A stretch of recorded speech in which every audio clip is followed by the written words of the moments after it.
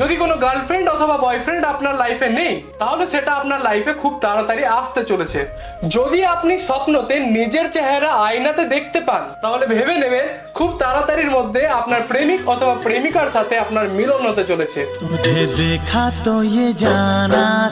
যদি আপনার স্বপ্নে একটা নির্দিষ্ট গাছ হাইলাইট হয় যেখানে ফুল এবং ফল দুটো একসাথে রয়েছে, তাহলে ভেবে নেবেন আপনি খুব তাড়াতাড়ি অর্থ প্রাপ্তি করতে চলেছেন। যদি আপনি দেখেন আপনার পায়ে বিছে অথবা সাপে কামড়িয়েছে, তাহলে ভেবে নেবেন আপনি এতদিন ধরে যে কষ্টে ভুগে আসছিলেন সেটা কিছুদিনের মাথায় দূর হতে চলেছে।